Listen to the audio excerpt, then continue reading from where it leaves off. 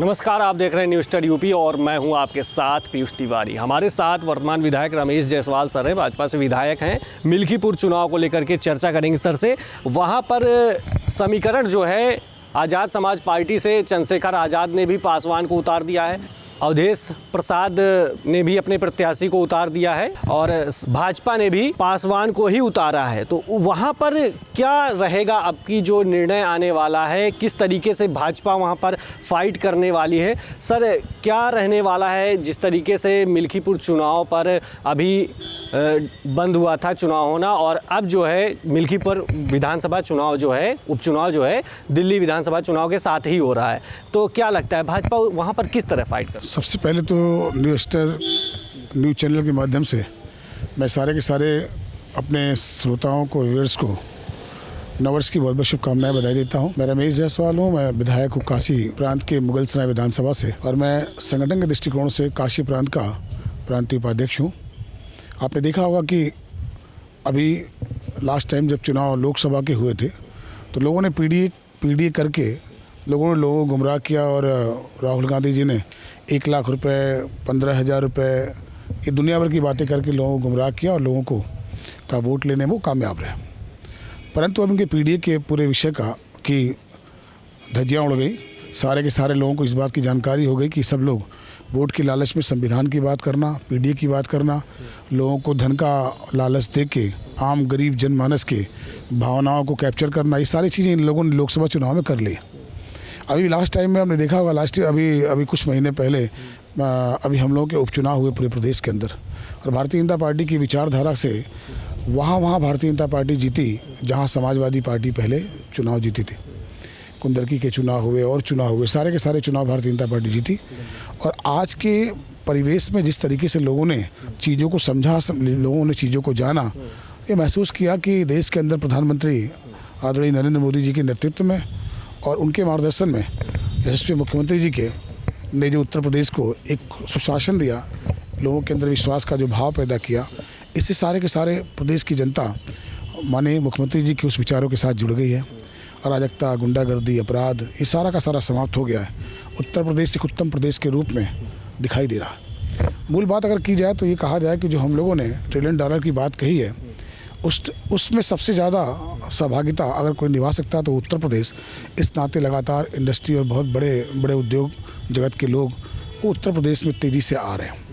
मैं आपको कहना चाहता हूं कि जैसे उपचुनाव के परिणाम आए और भारतीय जनता पार्टी के सारे प्रत्याशी लगभग चुनाव जीते, मैं आपको बताना चाहूँगा कि मिल्कीपुर का चुनाव भी भारतीय जनता पार्टी के पक्ष में होगा।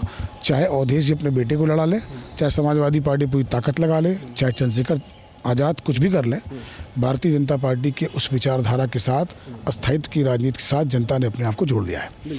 अब उससे इतर जाने वाली नहीं है, और आप देखिएगा परिणाम आपके सामने आएगा।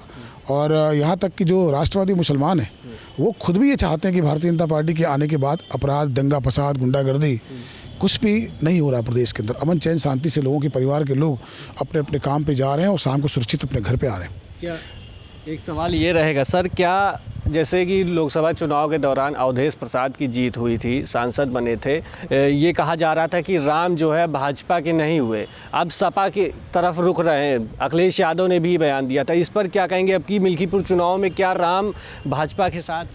लोकसभा चुनाव में जब परिणाम आए थे तो उसमें लोगों ने संविधान की बात भी कही थी, उन लोगों ने एक पीडीए गठबंधन की बात उन्होंने कही थी, और सारे प्रलोभन में आम जरूरतमंद गरीब जनता से उन्होंने वादे किए थे कि 1 लाख रुपए आपको चुनाव जीतने के बाद तुरंत मैं दिलवाऊंगा, और आपके खाते में 8,000 रुपये महीने, 10,000 रुपये महीने का उन्होंने प्रलोभन दिया था। अभी बहुत सारे ग्रामीण अंचल ऐसे हैं जहां इन प्रलोभनों का असर देखने को मिला लोकसभा चुनाव में। परंतु जिन जिन लोगों ने इस प्रलोभन के कारण संविधान बचाओ का नारा देने के बाद जिस तरीके से लोगों ने लोगों को जटा, लोगों को ठगा, ये सारी जनता समझ गई। उसी का परिणाम उन्होंने उपचुनाव में दिया। आपने देखा होगा कि अभी हरियाणा के चुनाव हुए, अभी आपने देखा महाराष्ट्र के चुनाव हुए, आपने देखा होगा कि भारतीय जनता पार्टी के पक्ष में पूरे देश के अंदर लहर चल रही है।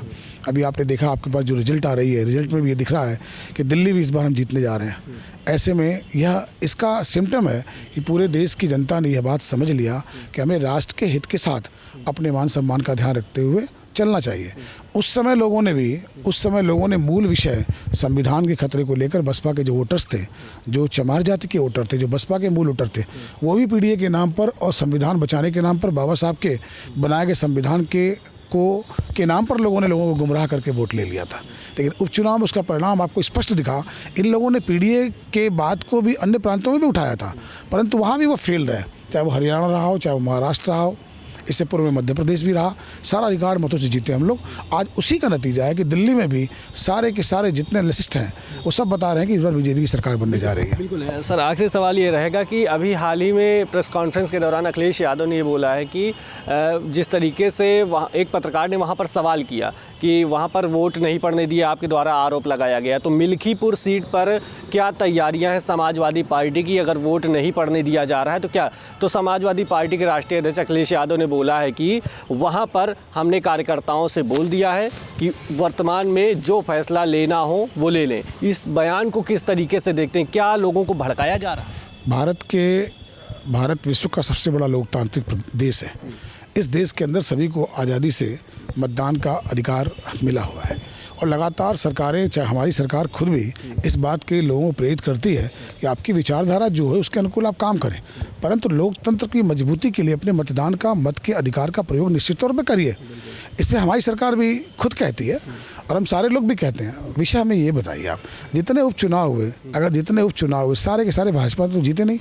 जहाँ जहाँ समाजवादी ने जीते थे तो वहाँ भाजपा ने क्यों नहीं रोक दिया? अगर हम सत्ता का दुरुपयोग कर रहे हैं तो वो दुरुपयोग वहाँ भी होना चाहिए था।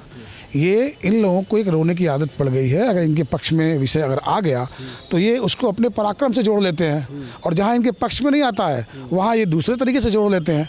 आपने देखा होगा कि लोकतंत्र के सबसे बड़े मंदिर में जिस तरीके से आतिताई और गुंडागर्दी स्वभाव के लोगों का इस बार वहाँ जाना हुआ, आपने देखा कि लोकतंत्र के अंदर सदन की कार्रवाई से पूरे देश का संचालन होता है। जिस तरीके से लोगों ने उसको ध्वस्त करने का काम किया, राहुल गांधी जी वगैरह वगैरह बहुत सारे लोगों ने जिस तरीके से वरिष्ठ जनों को धक्का देना, उनको मार देना, कुछ इस टाइप का करना, ये लोकतंत्र के लिए बहुत ही शर्मनाक बात है। और एक राष्ट्रीय पार्टी का नेतृत्व करने वाला, उसका नायक की भूमिका में खुद को रखने वाला व्यक्ति ऐसा कर रहा है और वो भी कहीं ना कहीं समाजवादी पार्टी के साथ जुड़ा हुआ है। तो कहीं ना कहीं मैं ये भी कह सकता हूँ कि राहुल गांधी तो मुझे लगता है पहले ठीक थे, लेकिन समाजवादी विचारधारा के साथ, आतिताई विचारधारा के साथ जुड़ने के बाद उनके अंदर भी पंख मानो लग गए। वो भी बड़े बुजुर्गों का सम्मान करना छोड़ दिए और ब्राह्मण कुल से आते हैं, उसके बावजूद भी उनके अंदर भी वो मर्यादा समाप्त हो गई है। तो आप कह सकते हैं जिस आदमी को अपनी मर्यादा की चिंता ना हो, अपने सनातन संस्कृति की चिंता ना हो, अपनी सभ्यता की चिंता ना हो, छोटे बड़े का लिहाज ना हो, उसके बारे में जनता अच्छे से जानती है। मैं बताना चाहूँगा आपको कि मिल्कीपुर का चुनाव भारतीय जनता पार्टी जीतेगी। हम सारे कार्यकर्ता पूरी ताकत से, पूरी तन्मयता से मिल्कीपुर को जीतने में कोई कसर नहीं छोड़ने वाले। बिल्कुल। हमारे साथ रमेश जायसवाल सर थे, वर्तमान विधायक हैं और मिल्कीपुर चुनाव को लेकर के बहुत सारी सवाल थे जिनको हमने जाना और वहाँ पर भारतीय जनता पार्टी जो है जीत की ओर बढ़ रही है, रमेश जायसवाल सर ने बताया। कैमरा पर्सन राज के साथ पीयूष तिवारी।